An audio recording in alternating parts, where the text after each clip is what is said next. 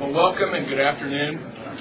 During the election process, this team that you stand behind you and a number of other people spent 7 months researching and articulating probably the strongest agenda that any legislative caucus had ever put on the table before. Indiana's 12-point plan for the future, what we call our Pledges for Indiana's Progress. While the results of the 2006 election changed our role in the legislature, they have not in any way changed our goals.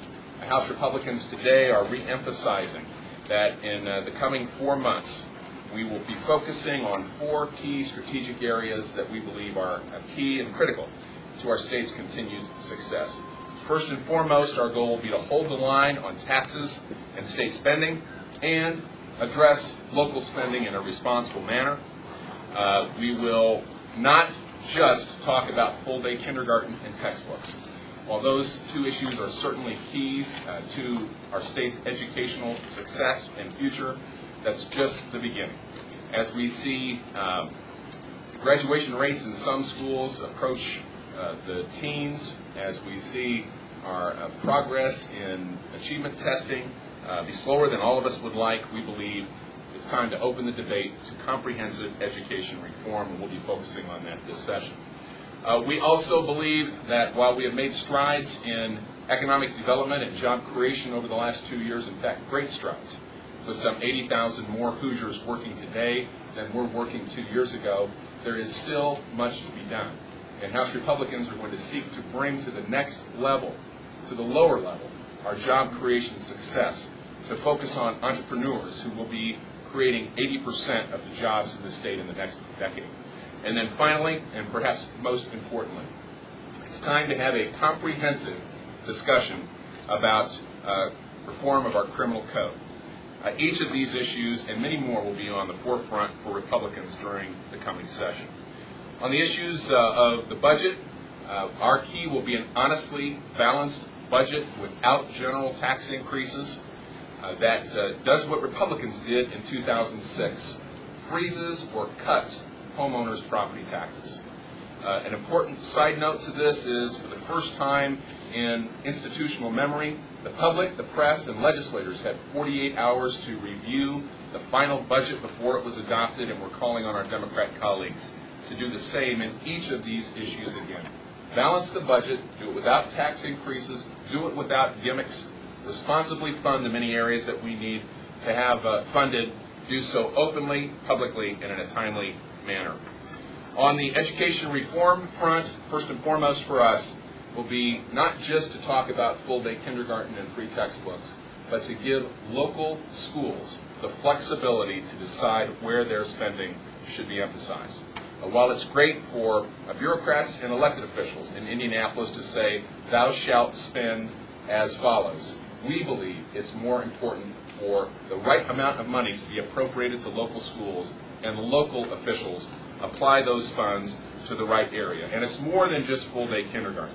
In some areas, it may be important to emphasize reading recovery, or summer school, or programs for the gifted and talented, professional development, or free textbooks. We will put together a budget or attempt to amend the one put together by our Democrat colleagues to see to it that local schools have the flexibility to apply those funds as they desire.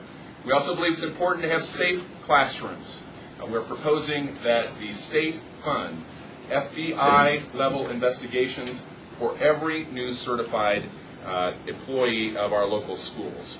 They receive state background checks today, but it's time to take the next step and be sure that every classroom is safe and some of the tragedies that have occurred in the past are avoided.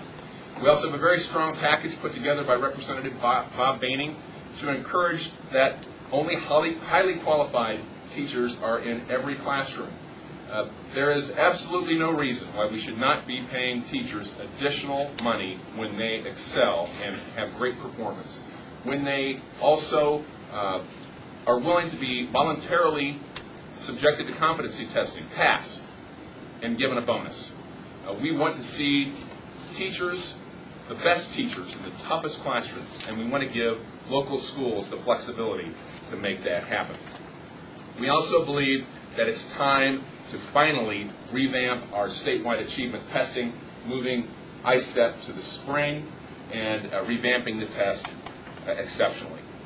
Many of us in this room have school choice. We can select the school that we would like to go to, whether it's public or private, through our own funds or by moving where we would like to be, our children to be schooled. For many Hoosiers, that is a dream that will remain unfulfilled.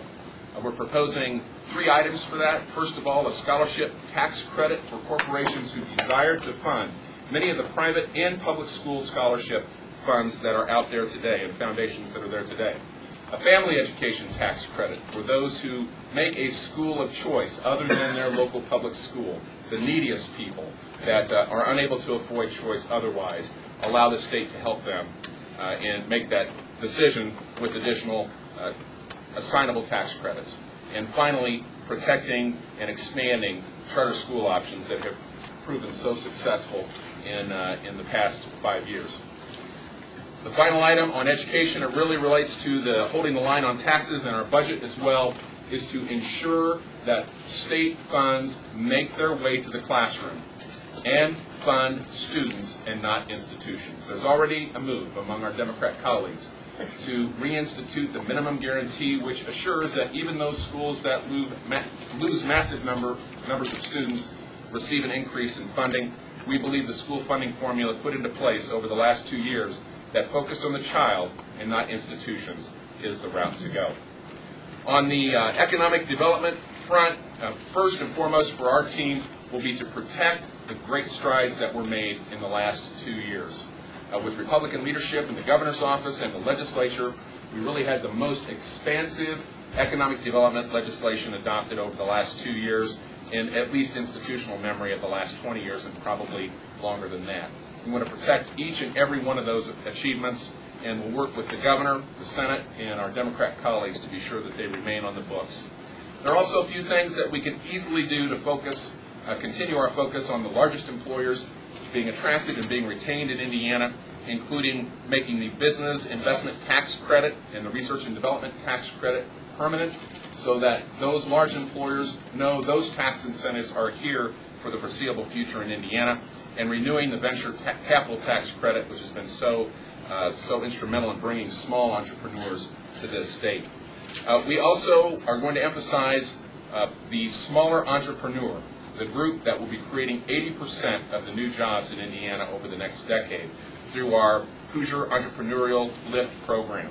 That includes a reorganization of our Small Business Development Corporation or Commission. That includes new assets and new opportunities for every small business to take advantage of. Many of these incentives are available for the largest employers. We believe that emphasis should be brought down to the smaller employer as well. And then a top-to-bottom review by the Indiana Economic Development Commission and a corporation and the Office of Management and Budget of our business, taxes, and our tax climate.